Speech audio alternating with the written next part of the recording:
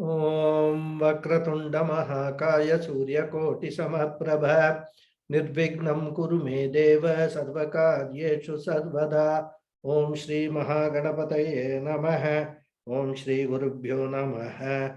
Harihi Om Sadashiva Samarambham Shankaracharya Madhyamam Asmadacharya Paryantam Vande Guru Paramparam Asmad Gurubhyo Namaha. Shruti Smruti Purananam Alayam Karunalayam Namami Bhagavatpadam Shankaram Lokashankaram Shankaram Shankaracharyam Keshavam Badharayanam Sutra Bhashya Kritau Vande Bhagavantau Punah Punah Ishvaro Gururatmeti Murti Bheda Vibhagine Vyomavat Vyapta Dehaya Dakshinamurtaye Namaha Om Shri Medha Dakshinamurti Swamine Namaha.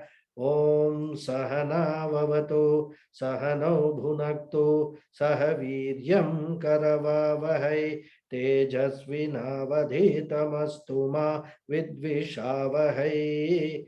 Om Shanti Shanti Shanti. Harihi Om Shri Gurubhyo Namaha. Harihi Om. Om Satchidananda Rupaya Krishnaya Klishtakarine Namo Vedanta Vedyaya Urave Buddhi Sakshine Krishna Dvaipayanam Vyasam Sarvalokahite Ratam Vedhabja Bhaskaram Vande Shamadhi Nilayam Munim Sahasramurte Purushottamasya Sahasranetranana Padabaho Sahasranamam Stavanam Prashastam Niruchyate Janma Jaradi Shantyai. Namaste everyone. Those of you Namaste Guruji. Namaste. So we were actually looking at the meanings of the sloka. Suprasadav prasannatma vishwadhrik vishwabhuk vibhuhu satkarta satkrita sadhud janhud narayano narah. So in that, in the last class, we were discussing the meaning of prasannatma, and I explained about the hetu-hetumat relationship between suprasada and prasannatma. We have already seen the meaning of the Lord as Suprasada. And because he is Prasannatma, he is Suprasada. He is always very happy, and because of the Swarupa being Prasanna or Prasannata, he is Suprasada, blesses us with all his Prasada, his grace. So therefore, in fact, as I explained to you, in respect of jivas, people like us, the Suprasada is the hetu and Prasannatma is the hetumat. Once we get the prasada, we become very happy. So the cause for our prasannata is the prasada we receive. Whereas in the case of Ishvara, because he is Prasannatma, which is the hetu, the cause, he becomes Suprasada. He blesses with all these things. So in the case of Ishvara, Suprasada is the hetumat, the effect. That is the difference between Jiva and Ishvara. Because anything that we offer to the Lord, that comes back to us as prasada, isn't it? And by receiving the prasada from the Lord, we also become Prasannatma, like the Lord. And certainly all of us have experienced this in our visits to the temples, isn't it? As devotees, how happy we become when we receive the Lord's prasada. Even let it be just a spoon of tirtha only. Let it not be any big type of prasada. Of course, if we get a lot of food and all that as prasada, nothing like it. But even when we receive a small, one Uddirini, Rudrani, actually, it's not Uddirini, it is actually Rudrani is the correct name, of that tirtha Abhisheka Tirtha or anything, that gives us so much happiness.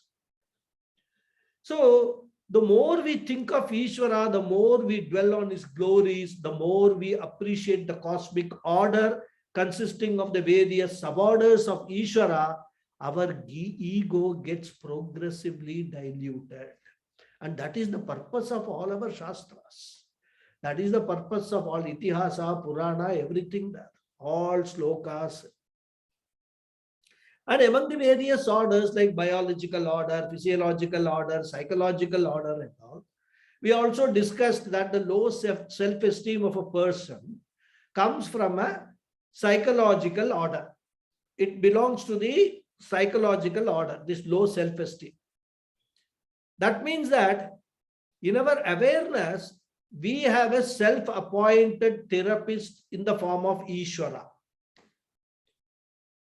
So if we have this problem of low self-esteem, which is a part of the psychological order, and that order belongs to Ishvara, then who can be the best therapist for that?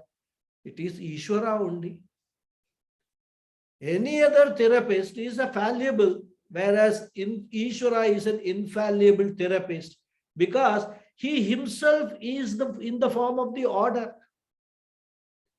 Once we understand this, that this low self-esteem, oh, I am a failure, I am beset with all these problems, all these kind of orientations, thinking will actually melt away rather. The very thought of Ishvara gives us freedom from our own frailties, our own weaknesses. So Ishvara is thus called Suprasada, a source of blessing. And whenever we think of Ishvara, we gain what? Prasannata, cheerfulness, and we smile. And we give Ishvara a name to express this, and that name is Suprasada. Because he is Suprasada, we become Prasanna, and he becomes Suprasanna. Actually, he is Suprasanna, because of which he becomes Suprasada. So the more we bring Ishvara into our awareness, the more is the understanding of Ishvara, that Ishvara is not another person, Ishvara is not another entity, but Ishvara is all. Everything that is here is Ishvara only. It is that awareness that makes Ishvara present in our life, and we become Prasanna, and therefore he is called Suprasanna. So this is another shade of meaning by which we can understand. And Adi Shankara adds that Ishvara is Suprasanna because he is Avapta Sarvakamatvat. All his desires are fulfilled. He is always abiding in Sattva Guna. Because of that, he has no more desires, which means no more disappointments and no more disillusions. Because if we actually sit and analyze, all our disappointments and our disillusions have their root in desires. When we have a desire, and when that desire goes unfulfilled, is when we get disappointed or disillusioned. But so far as Bhagavan is concerned, all desires are all part of that psychological order only. He is beyond all that. So he has no desires, which means no disappointments. And therefore also he is Suprasanna. Once somebody who does not have any disappointments at all, he will always be a happy person. What makes us unhappy is all these disappointments and failures and disillusions, etc. Isn't it? So that is another way of looking at this Nama, Suprasanna. Then the next Nama is Vishwadrik. Here Vishwadrik means the one who surpasses the universe, who is beyond the universe itself. Vishwam Drishnoti iti Vishwadrik. says Adi Shankara. Bhagavan is so called as Vishwadrik because he possesses what? Jnana, Aishwarya, Shakti, knowledge, lordship, skills and capabilities, etc. And possessing them in the fullest measure, without any lack, without any shortage. So, Vishwam Drishnoti, he excels and surpasses everyone in this Vishwa, including Brahmaji.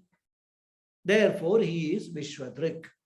Because he is all, I mean, he is above all, he is Lord of the Lords. So that is why we call him Bhagavan, who has got all these 6 bhagas, rather, 6 virtues in fullest measure. And because of that, he surpasses, excels everyone else in this universe, rather, in this Vishwa. So that is Vishwadrik.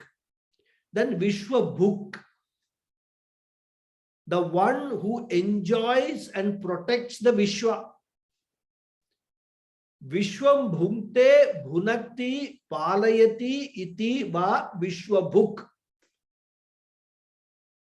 Vishwam bhunkte. Bhunkte is, it's from bhuj dhatu, to eat.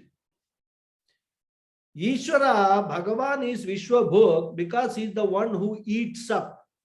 That is, he devours the entire Vishwa at the time of Pralaya, at the time of resolution.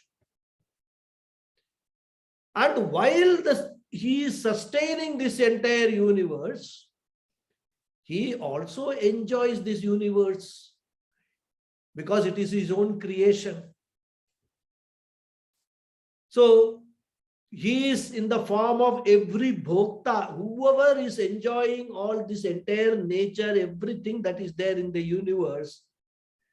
As an enjoyer, every one of us, every jiva is a bhokta. So in every form of bhokta, aggregation of that is what? Ishvara, and that is why he is Vishwabhuk. He is also Vishwabhuk because he is Vishwam Bhunakti, says Adi Shankara. Bhunakti means he rules over the entire universe. Palayati, he nourishes and blesses this universe. So you see how this commentaries, the Bhashyam, comes to our help in understanding a particular word which is in Sanskrit from various angles.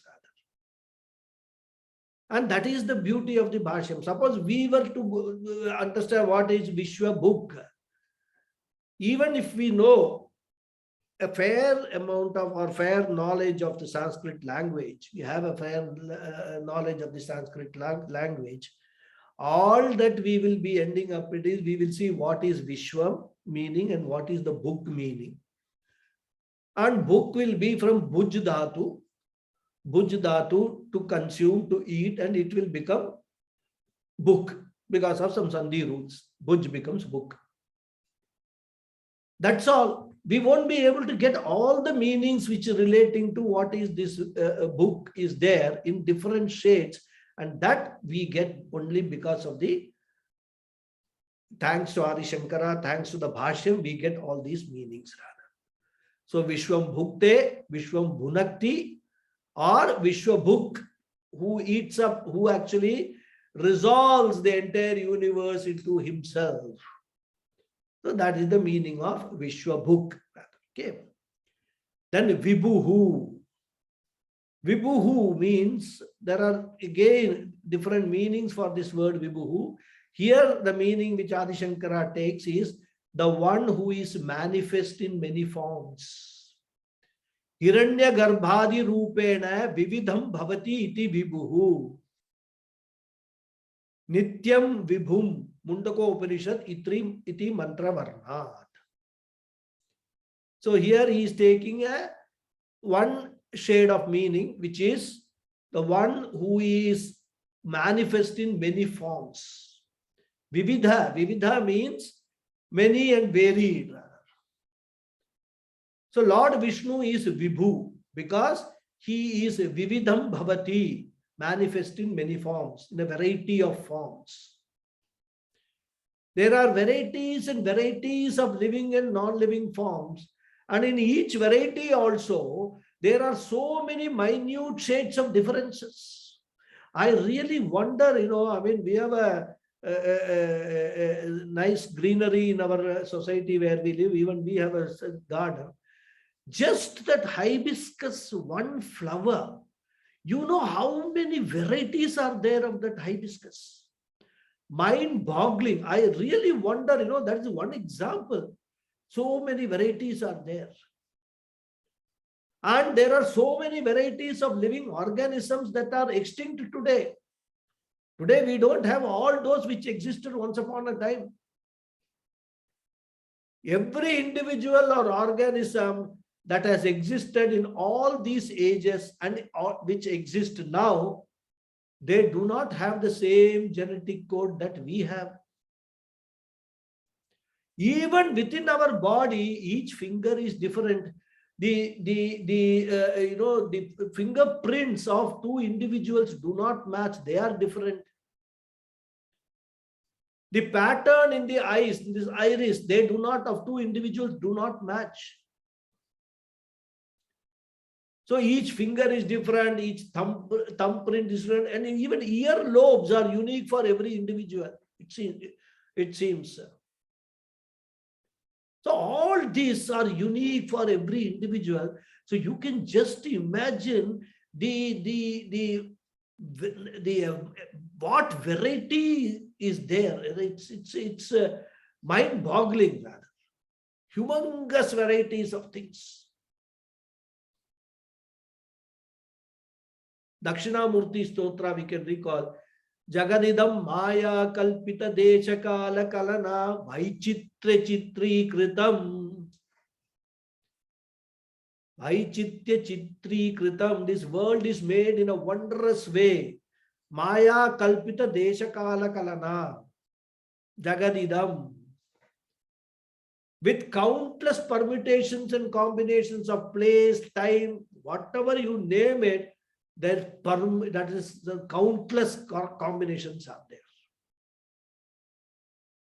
So when we just look at this entire thing and then sit back and think, who is that Lord? How great he should be in creating this, multiple worlds. And then not only that, he is the one who is manifest also in all these forms. In the form of what? In the form of Sat and Chit. He is the one, it is his Sat Swarupa which is lending Satta to this entire existence, this entire Prapancha.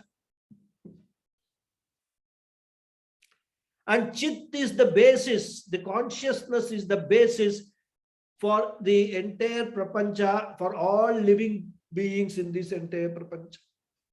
In fact, consciousness is the basis for non-living things also. But the non-living things do not have the capacity to reflect that consciousness. Otherwise, Sat Chit is pervading this everything, every object, every entity in this entire universe. So once Ishvara is pervading this entire universe, he is in and through all the varieties of Nama Rupas. What we experience are only Nama Rupas. But if we inquire into the reality, the truth of the Nama Rupas, we will only come to an understanding that everything is Ishvara. And therefore he is Vibhu, manifesting as many, even as Hiranyagarbha, Brahmaji, and all other devatas.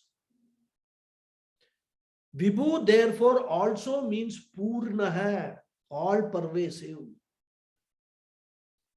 And that's why Mundaka Upanishad talks of him as Nityam Vibhum, which is what Adi Shankara quotes that in his commentary.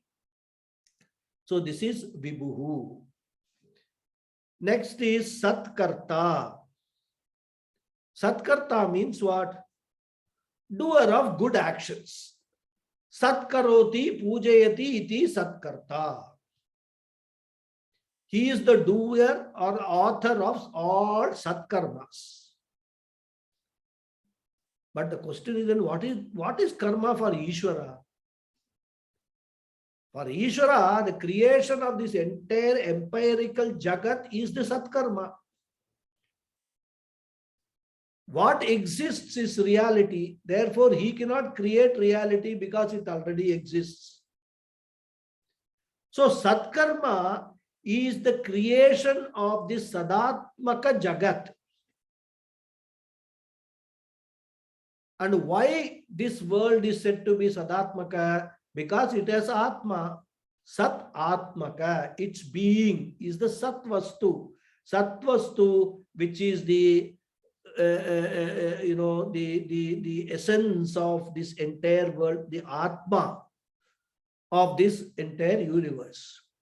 So what Ishvara has created is only Nama Rupa, names and forms, which have their being, which have their adhishtanam in the Satvastu. And the Lord as that Satvastu, Tadatmanam Swayam Akuruta, created this world out of himself. Tasmat Tat Sukritam Uchyate. Therefore, whatever is created is called Sukrita, well done. These are quotations from the Aittreya Upanishad. So this whole order, everything exists within that order of Ishvara. There is no dushkarma for Ishvara at all.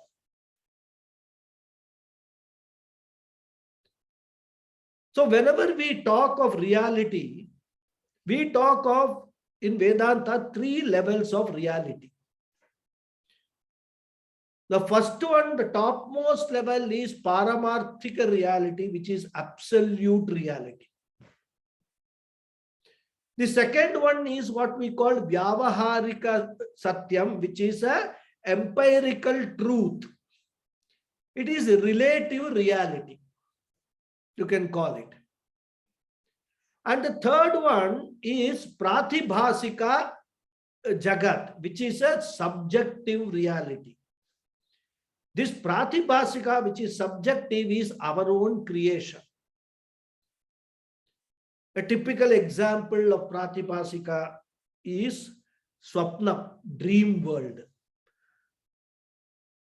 It's a subjective reality. Everybody creates his own dream world. And also, what we make out of this Vyavaharika reality, what we make out of this entire world is our own creation. I mean, the classic example given in the Shastra is the rope snake example. There is a rope lying down in a dimly lit floor, and it is a rope. It is empirically real rope, rather, which can be used for various purposes. You can use it for drawing water from the well. You can use it for pulling some cart, or you can even use it for committing suicide. So the rope as such has got many uses, right? Various purposes. And that rope also being part of this entire Jagat, it is Ishvara Srishti. That is the Vyavaharika reality of the rope, which gets the existence because of the Paramarthika reality, the Paramarthika Sat. But when we see that rope lying in a dimly lit area, many of us will not see a rope, but we will see a snake there in place of the rope. It will appear as if a snake is lying there. So what is happening? there is a world which is empirically real in the form of that rope, whereas what we have done, we have superimposed a snake which is our own projection. We have superimposed it on the rope. So this superimposition, which is basically a subjective reality for us, subjective because everybody may not be doing that. I may be seeing a snake in place of a rope. Some other person may not be seeing that as a snake at all. So it is his individual Jiva Srishti. So what we see, taste, touch, etc., whatever we experience as a certain reality, and that reality cannot be dismissed as false and or non-existent. But at the same time, it cannot be taken as absolutely real also. So there is something which is in between, which cannot be categorically said as Sat, nor it can be categorically said as Asat. Still, that rope is Ishwara Srishti, which is functional and is part of the Ishwara's order. So that is why he is the one who is lending the satta to everything, and whatever he has created has a purpose. That is why he is the author of the Satkarma and he is Satkarta. Because the word Kru, there's another meaning which Adi Shankara takes. The word Kru, which is the verbal root, Kru, prefixed by Sat, has also the meaning of pujana, worshipping or honoring. So the word Satkarma also has got a meaning of puja.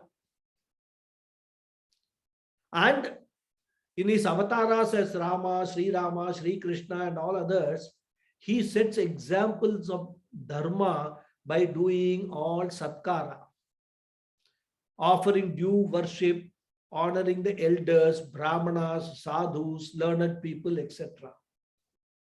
In all these avatars, that is why all these Puranas and Itihasas are taught to us, rather, that we should also always do Satkarma only. So because of all this, also he is Satkarta. That is another meaning which Adi Shankara has taken.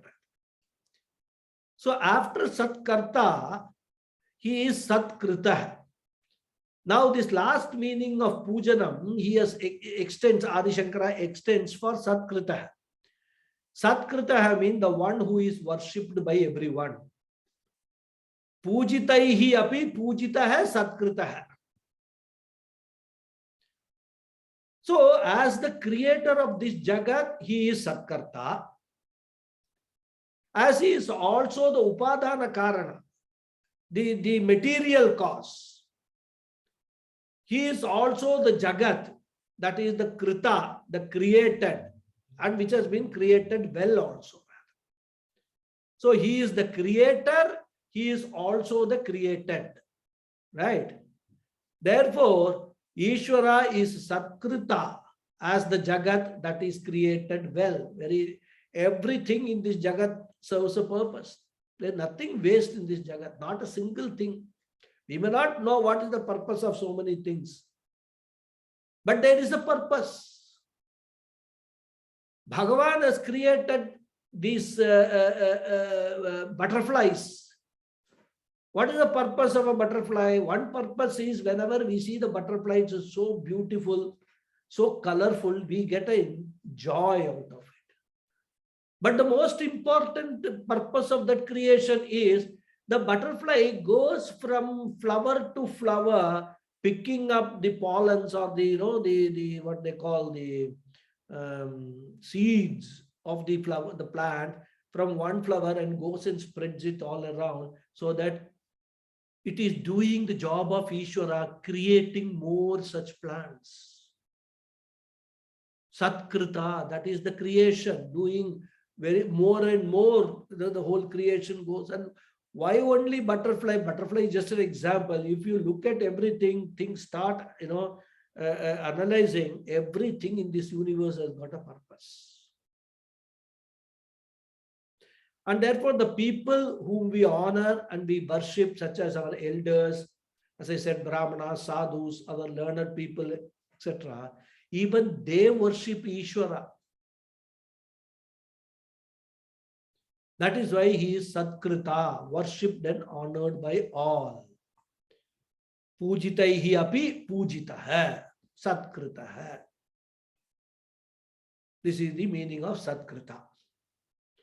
Then Sadhuhu. Sadhuhu again has got several meanings. Here the meaning he takes the one who makes everything possible. Nyaya pravrittataya sadhuhu. Sadhayati iti va. Sadhya vedan upadanat sadhya matra sadakaha va sadhuhu. So these three meanings Adi Shankara derives. Nyaya pravritti.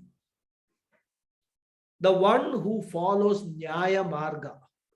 Nyaya Marga means the dharmic life, the norms laid down by the Vedas, and also accepted by in the world by the elders. That is called sadhu.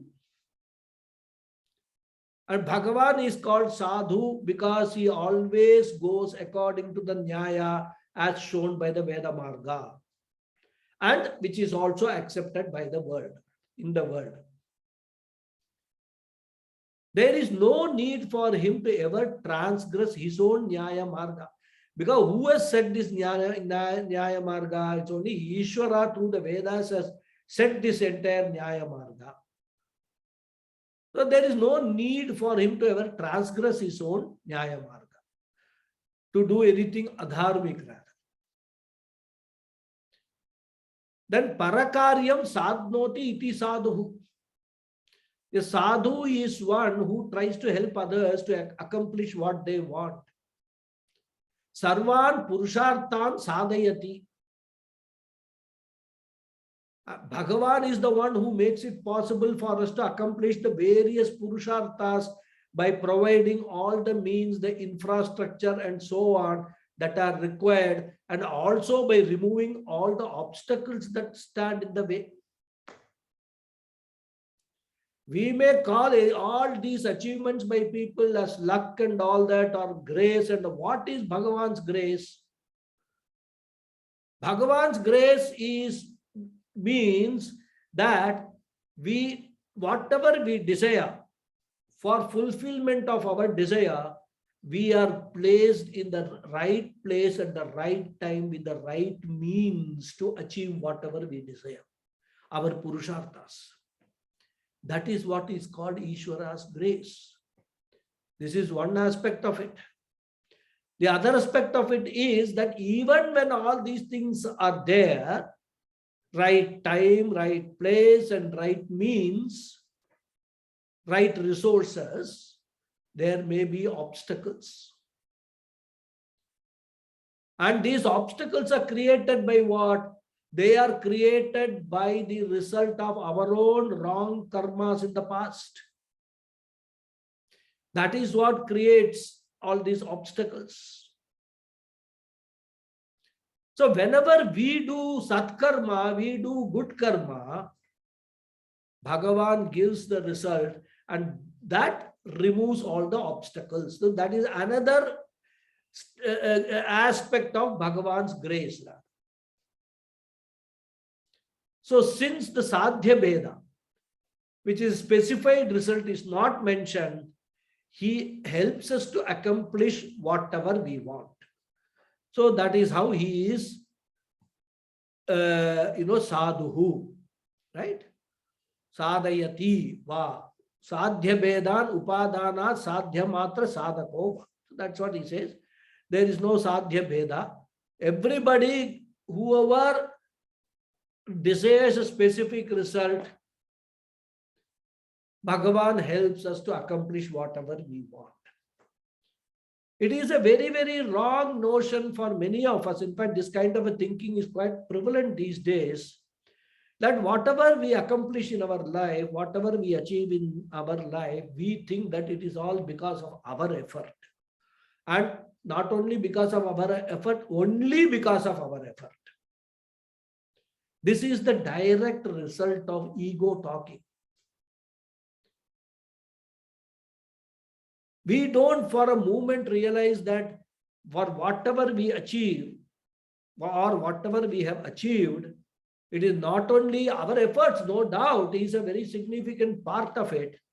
But apart from that, there is something called daivam, something which is not in our control. I said right time, right place, and right means, right? But there could be, circumstances which may actually come and act as obstacles, even when you are placed very well to accomplish what you want. There may be obstacles in your way. So Ishvara helps us to, by giving his grace, by showering his grace, he removes those obstacles. And again, obstacles are caused by what? By our own past karmas, the debit entries that we have got in our karma account. So how to neutralize the debit entry? By doing more and more satkarma, we can actually, to a large extent, neutralize minor or moderate level debit entries, and then gain the grace of Ishvara. If it is a very heavy debit entry, huge loan, that may not be possible by any amount of satkarma, but it can still, its effect can be little bit diluted. So that is how Ishvara helps us whatever we want. That's why he is Sadhu. Then the next nama is Jannuhu. Jannuhu basically means the one who takes away people at the time of resolution. Janan samhara samaye apaknute apanayati iti jannuhu. Jahati avidushaha bhaktan nayati param padam iti va. So two meanings he is taking, Adi Shankara. Samsara samaye apaknute, the one who takes away all the jivas at the time of resolution. That is why he is called Jannuhu. Human beings, as we know, are of different kinds. And they worship Ishvara to gain different ends. And there are also those who want the Lord to help them in all their pursuits. There are others who go and pray to the Lord, worship him to help them overcome their distress. And in this, there are also a few people, even though minority, who are interested in knowing Ishvara. But all of them are all devotees only. Whoever is approaching Ishvara for whatever purpose, because underlying everything is a confidence, is a belief, is a faith that if I pray to Ishvara, whatever my issues are, they will get resolved. Whether it is pursuit of some goals or removal of some, distress or whatever it is. Even to know Ishvara, we require Ishvara's grace. It is because of Ishvara's grace that we are all sitting in this Vishnu Sahasranamam class and trying to understand, discover what Ishvara really is. So everyone is a devotee of Ishvara. And Bhagavan gives each person what he or she wants to accomplish. So with reference to those ignorant people who are not interested in the moksha, that in the meaning that we understand, he is Jahati, as though abandons them by not giving moksha. Because Bhagavan will give us only those things which we desire. If we don't desire moksha, he will not waste his time by asking us to go for moksha. So if you don't ask for moksha, Bhagavan will not give moksha. Whereas those devotees who are interested in moksha, he is Nayati Paramam Padam. He leads them to their goal. And so also he is known as Jannuhu. Jahati, then Nayati. Both meanings he very beautifully brings in Adi Shankara. Whatever we ask, Ishvara will make sure. Of course, it is not that we just ask and then keep quiet.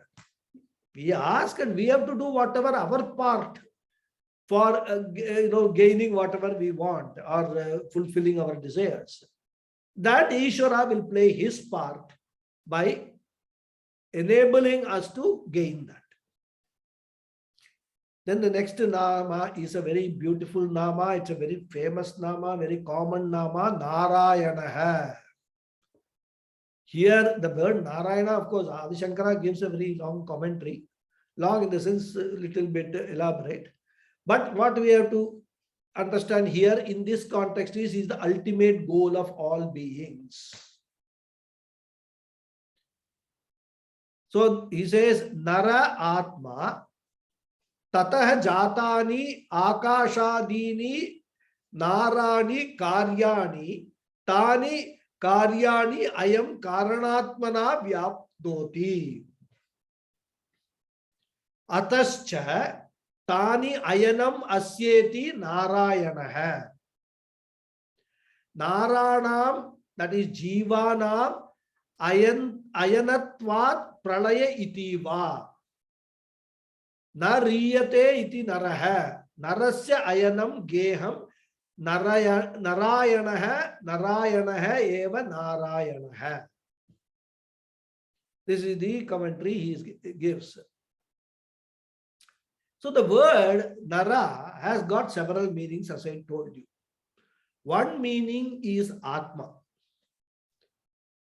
Those that are born of, that is the products of Nara, such as Akasha, Vayu, and so on, are called Nara. That which is born of Nara or Nara. Narasya idam Naram. So Tani Karyani Ayam Karanatmana Vyapnoti. In the form of their cause of all the products, the Lord pervades them all. Vyapnoti. So he is called Nara. He is called Nara. Then he says, Atascha Tani Ayanam Asyeti Narayana. Since he pervades all these products, in the Vishwam, in the Prapancha, they all are dwelling in Ishvara. Therefore, he is the Ayana, abode, as it were, as though abode of all the Naras. So that is why he is called Narayana. And Adi Shankara quotes this following mantra from Narayana Upanishad to derive this above meaning. Yacha kinchit jagat sarvam drishyate shruyate piva antar bahischai tat sarvam vyapya narayana stitah. A beautiful mantra from Narayana Upanishad. Comes in Narayana Sutta.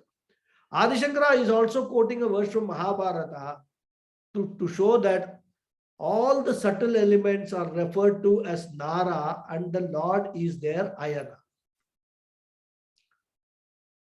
Then he says, Jivanam Ayanatvat Pralaya iti va. So as all the Naras, the Jivas, merge into the Lord during Pralaya, he is Naranam Ayanam, their abode, and hence he is Narayana. And he quotes Taittiriya Upanishad mantra for this, Yat Prayanti Abhisamvishanti, to support this interpretation. He quotes many slokas from Manusmriti, Puranas and all that. I'm not going into all that. Puja Swamiji in his commentary adds one more angle. Nariyate iti naraha. Narasya ayanam geham narayanaha and narayanaha eva narayanaha. So the jiva, a human being, is called nara because nariyate. The jiva never perishes, never dies. What perishes, what dies is the temporary body that the jiva takes in every birth. But the jiva itself or himself never perishes. And if the jiva knows himself as the limitless unborn Atma, if he has that Aham Brahmasmi Jnanam, then the jiva becomes timeless also. And if he does not know, then he continues, the jiva continues in some form or the other until the jiva comes to know this, that he is the unborn, limitless, timeless Atma. So, if you look at it, if you understand this, jiva never perishes. Jiva never dies. There is no death for jiva. It has been, jiva has been there from beginningless times and it will be there till eternity like Paramatma. So even though we use the words Paramatma, Jivatma just to differentiate, in essence, there is no difference at all between Jivatma and Paramatma. The only difference is Paramatma knows that he is Paramatma, Jivatma does not know that he is Paramatma. That is why all these exercise that Jivatma keeps on doing from one birth to another. Finally, he will reach the stage, he or she, that Jiva is Jiva. There is no he, she in Jiva. It's an Atma. So, finally, the Jivatma will reach a stage after crores of births, reach a stage when he will know himself, when the Jiva will know itself, you can call it, as the limitless unborn Atma, and that is beyond time, beyond space. No difference between Jivatma, Paramatma, Tattvamasi, Aham Brahmasmi.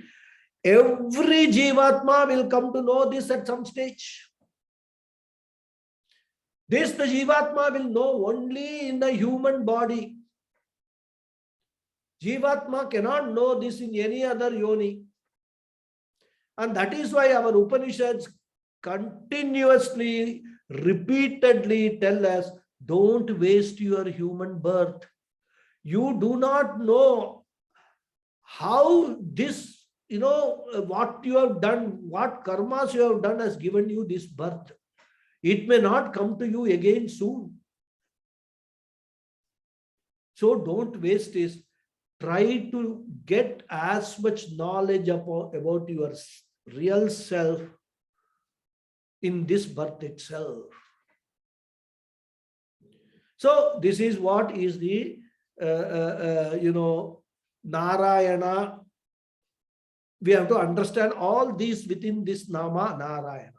So that which is the Ayana, the ultimate end of every Nara is Narayana.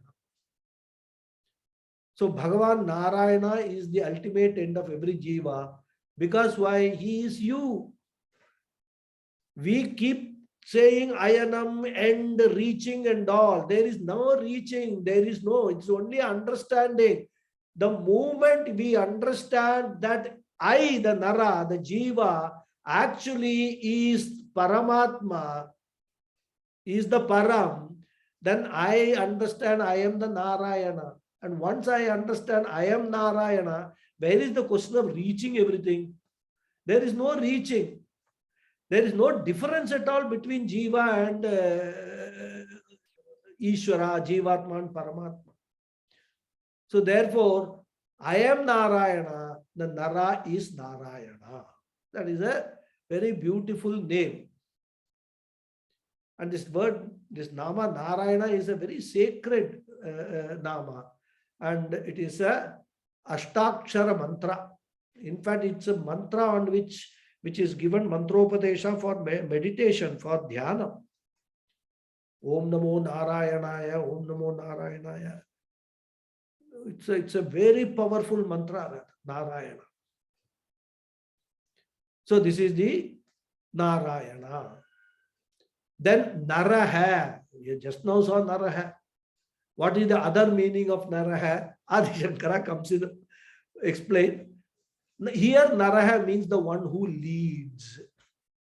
Nayati iti Naraha proktaha Paramatma Sanatanaha iti Vyasa Vachanat. Again, Nariyate iti Naraha, that meaning also we can take. So according to Vyasacharya, that is in Mahabharata, Paramatma is known as Nara because he leads, he directs the jiva to do karma and gain the results.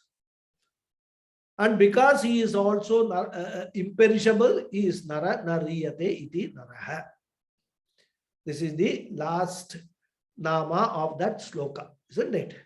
Janhur Narayano Naraha. Now we will go to the next sloka.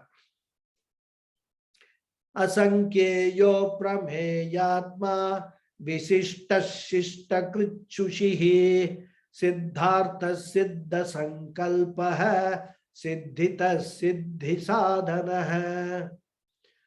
So this is again has got 9 namas. Asankyeyaha, aprameyatma, visishtaha, Shishtakrit Shuchihi, Siddhartaha, Siddhasangalpaha, Siddhidaha, Siddhi Sadhanaha. So 9 namas are there in this. We'll see one by one. Asankyeyaha. Asankyeyaha means the one in whom there is nothing to count. Yasmin Sankhya Nama Rupa Bedadihi Na Vidyate iti Asankyeyaha. Bhagavan is called Asankyeya because he is the one who has no Sankhya, no count. We cannot count this entire, how many jivas and how many living and non-living beings are there in this universe. Can we count? We cannot even count the stars, which is only one part of this universe. What to talk of other things? Coming to the glories of Bhagavan, we cannot count the glories of Bhagavan. All that which constitutes his glory, such as names, forms, etc., they are not finite numbers. They are all countless, infinite. That is why, in our Shastras and all that, since they cannot express this word infinite, since it cannot be expressed, what is countless, we can't even imagine what is countless. So they use a very, very nice method. Sahasra they use, that's all. Wherever in the word Sahasra we come across in the Shastra, like Purusha Sukta, it said, Sahasra Shirisha Purusha Sahasraksha Sahasrapat Sabhumim Vishwato Vritva Atyatishtat Dashangulam. Beautiful mantra in Purusha Sukta which explains there is no word by which we can explain Ishvara. This is the best way we can explain. Everything is countless. Countless heads, countless eyes, countless feet. That is Ishvara. Sabhumim Vishwato Vritva, from his shariram, his body, right from the earth to, the entire world he pervades his body. And that only is 1/10 Dashangulam. 1/10 of his entire creation. So when we can't even count things which are there, which we can observe, what to talk of things which we cannot even observe? Still, all these telescopes are actually discovering more and more galaxies, more and more stars. more and more black holes. I mean, they are going on. This research is going on and on and on. The universe, they say, is expanding. So, as Nirguna Brahman, Bhagavan has no name, form, or guna that can be pointed out or counted, and therefore also he is Asankhya. So, two things are there. One is he is in the form of countless things in this universe. That is why he is Asankhya. Another thing is in his Nirupadika form as Nirguna Brahman, there is no name, form, or guna. Brahman does not have any name, any form, or any guna. So again, there is nothing to count. And therefore also he is Asankhya. So all these numbers, name, form, attributes, etc. are not applicable to him. So from both these angles, Ishvara, Bhagavan is Asankhya. So next nama is Aprameyatma, the one of immeasurable nature. Aprameyam. Aprameyaha Atma Swarupam Asyeti Aprameyatma. We have already seen Aprameyaha, the one who cannot be objectified. This is a further derived from that only. The Atma or nature of Bhagavan is Aprameya, not available for objectification. That Meyam means to measure, that which cannot be measured. So that which cannot be measured cannot be objectified. Where the entire Jagat is the manifestation of Bhagavan. So everything in this creation is the glory of Bhagavan only. And as I said, it is countless, innumerable. If we take colors, the colors are manifold, like red, green, blue, violet, etc. And with so many shades in between them. Similarly, the taste also is manifold. Sweet, sour, bitter, spicy, so many things. Flavors, textures, sounds are innumerable. The names and forms are the manifestations of the Lord, and they are also countless, and they are expressed in different languages also.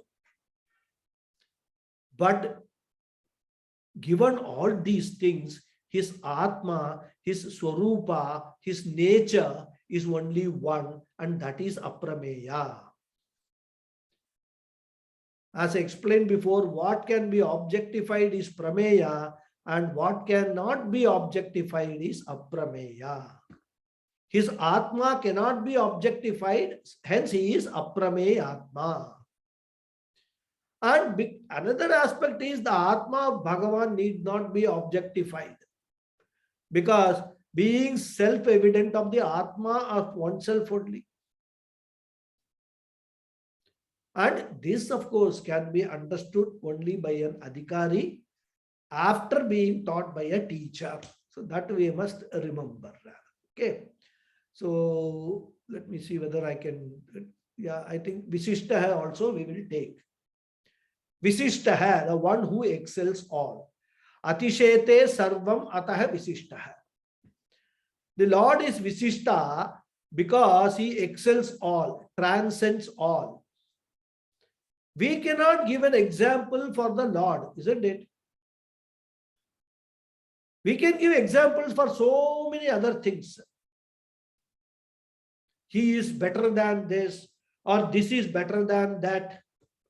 But Bhagavan, what is better than Bhagavan? We can't give any example. Bhagavan is what? He is like Bhagavan.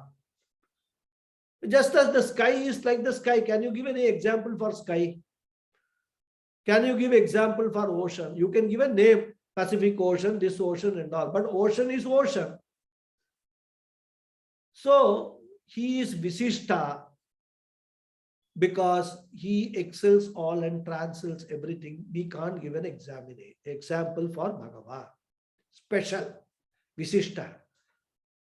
Then there is another meaning also we can take. He is Visishta because he is endowed with Ananta Kalyana Gunas. Countless auspicious attributes he is endowed with, Bhagavan. And because of all these Kalyana Gunas only, this entire world is able to sustain. So from that angle also, we can understand Bhagavan to be Visishtaha. Okay, we'll stop here and continue in the next class. Okay. Om Purnamadav Purnamidham Purnat Purnamudachyate Purnasya Purnamadhaya Purnameva Vasishyate. Om Shanti Shanti Shanti. Harihi Om Shri Gurubhyo Namaha. Harihi Om. Thank you all, everybody. Thank you very much. Thank you, Guruji. Thank you, Guruji. Thank you. Thank you. Thank you, Guruji. Thank you. Thank you, Dhanyawada, Guruji. Thank you, Guruji. Hari Om. Thank you. Hari Om. Thank you. Thank you, Guruji. Thank you. Thank you, Guruji.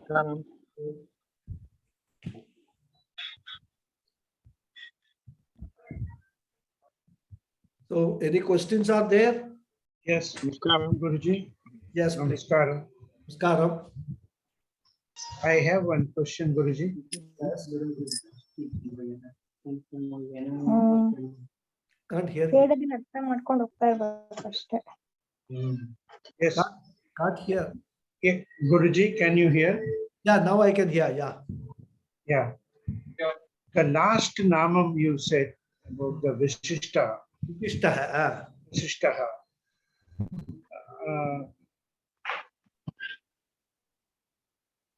Advaitam.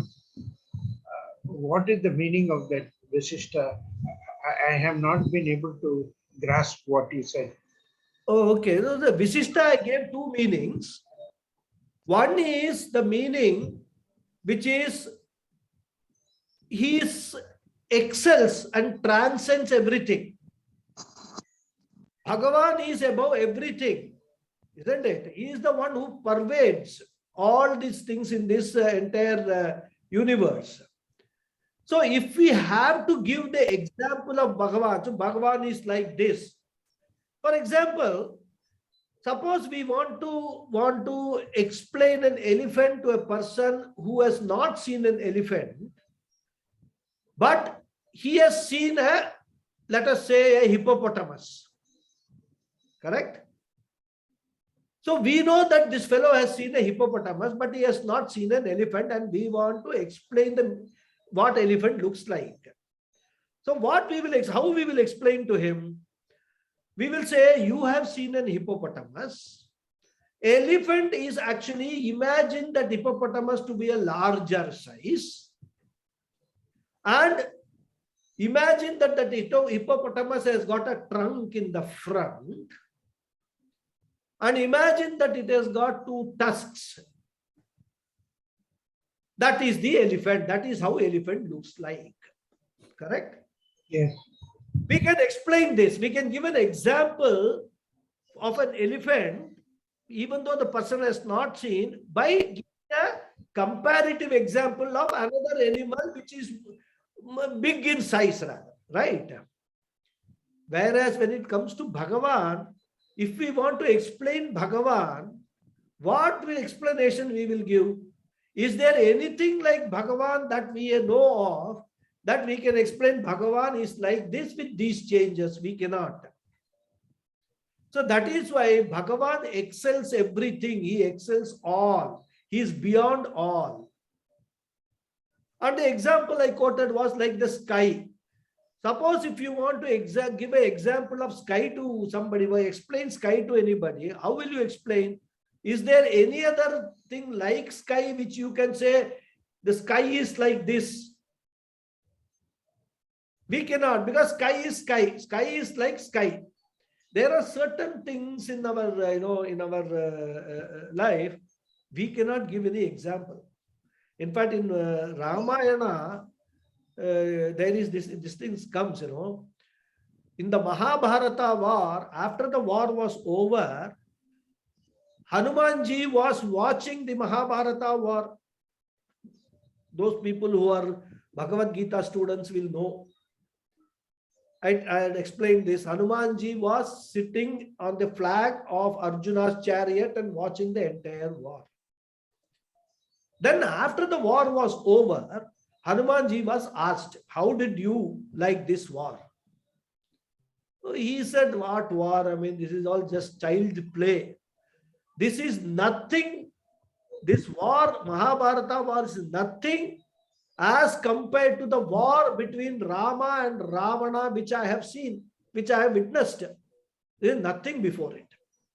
So then they asked, what was the Rama and Ravana Yuddham like? Hanuman could not give. He says, Ravana Yoho Yuddham, Rama Ravana Yoho Yuddham Iva. The example of the war between Rama and Ravana is the war between Rama and Ravana. There is no other example that can be given. But there has never been any other big, fight like the fight between Rama and Ravana. So like that, there are so many things. We can't give example, and Bhagavan is also one. We can't give any example. So that is why he is Visishtaha. It is special, excels. This is one meaning. Then the other one is Visishtaha means Ananta Kalyana Guna. He possesses, he is endowed with Ananta Kalyana Gunas as Ishvara, as Maya, countless auspicious attributes, and therefore also he is Visishtaha. So this is the meaning I explained. Is that clear? What? Yes, Guruji. But what is Vishishta Advaitam? Visishta Advaitam is a special form of Advaitam.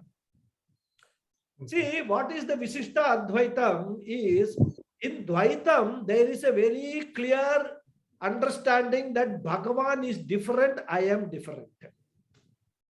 Correct? Yes. I can never ever be Bhagavan, equated to Bhagavan. Very clear in Dvaitam. In Visishta Advaitam, there is a small change they bring in. What they say is that after doing so many prayers and things like that and all, and earning a lot of punya karmas, we will go to Vaikuntha and then get an opportunity to serve Narayana, Vishnu in Vaikuntha. And after served all this, we will become one with Narayana.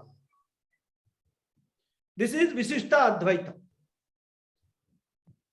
Advaitam is you don't need to go to Vaikuntha at all. You just understand you are Narayana and you are Narayana. That is what. And that Advaitam source is Upanishads. Visishta Advaitam source is the Puranas. Dvaitam, you don't need the source, because Dvaitam source is our experience, our Vyavaharika experience in this world. Everything is different. I am different than you, you are different than me. Because every form, every name, every shape is different. Rose is rose, rose is not hibiscus, hibiscus is not sunflower. So this is all Dvaitam. So Dvaitam, we all start with Dvaitam at the experiential level. Then spiritually, when we actually slowly uplift ourselves by studying the Puranas, etc. and all, and trying to understand what the Shastras are trying to tell us, like Bhagavata Purana and so many Vishnu Purana, what they are trying to tell us is, they are trying to give us a roadmap for reaching Advaita.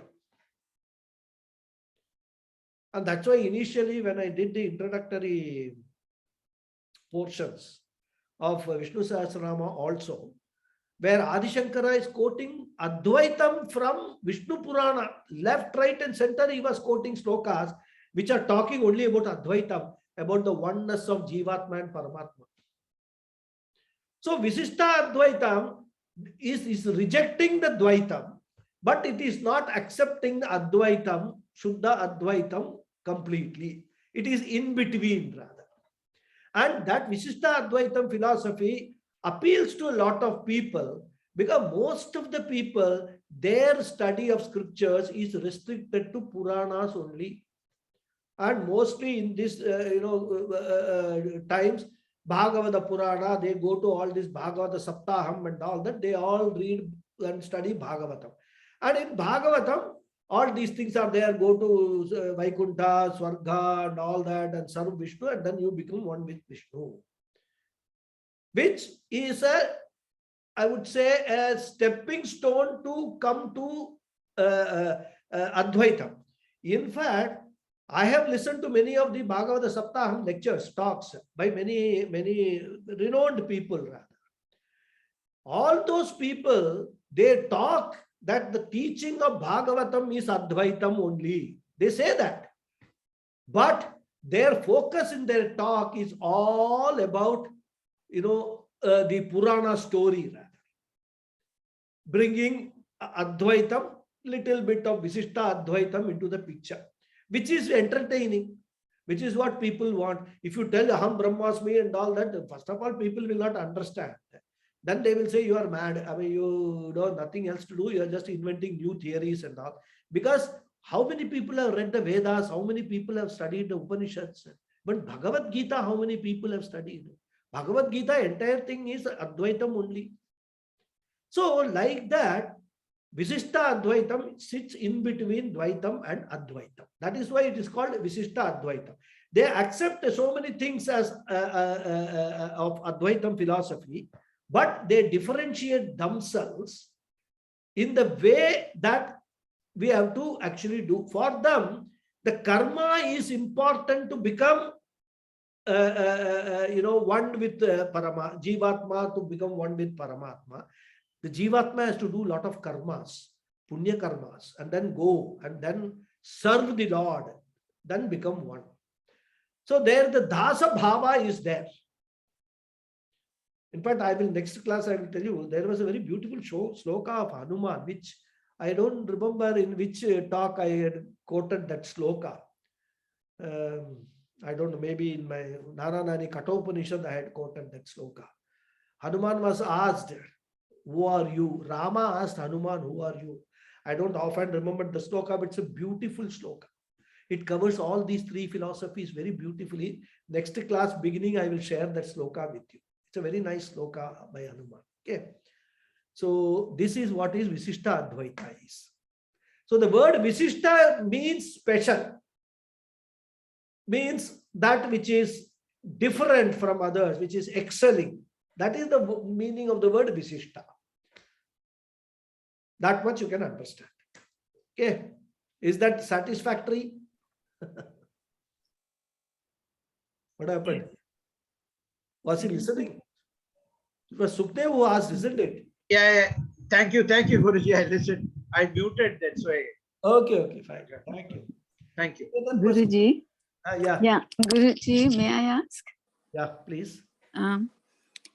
When you were mentioning the Asankheya and Aprameya, that which cannot be accounted for or objectified, and which is uncountable. So one, we are able to understand intellectually.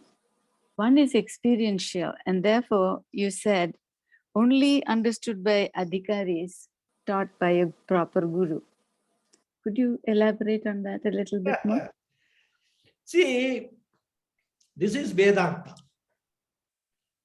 That the Bhagavan is Asankheya and Aprameyatma. He cannot be objectified, means what? He is not an object of our understanding. Correct? Now, if he is not an object, what is the other option available to us? Inference. Huh? Inference? No.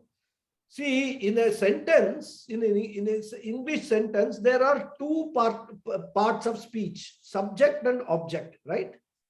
Mm. Now, if the Bhagavan is not an object, then what he could be? Subject. The subject, correct? Mm. And what is subject? I is subject, right?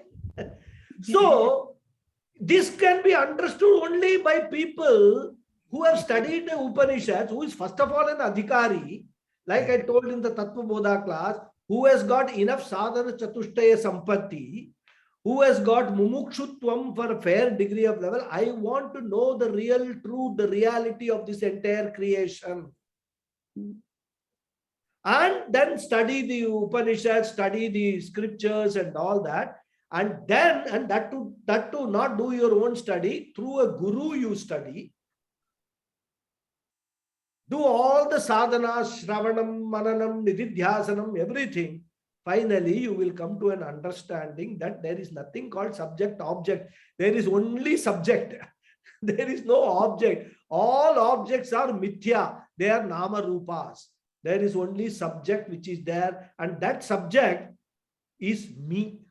I am the only one. Aham Brahmasmi. That is the knowledge. So when I am the only one in this entire world, I automatically become asankhya. I cannot be count. There's only one. What are you going to count? Isn't it? Mhm. So this is how we have to understand asankhya and aprameyatma together. Because there is no object at all, I cannot count Paramatma, Paramatma 1, Paramatma 2, Paramatma 3. There is only one. So there is nothing, no question of counting Paramatma. Understood? Thank you. Thank you. Any other question? Krishnaji, I saw your message. You are able to join, huh? Yeah, I was attending another one. I thought I will be delayed, Okay. but fortunately that program got over.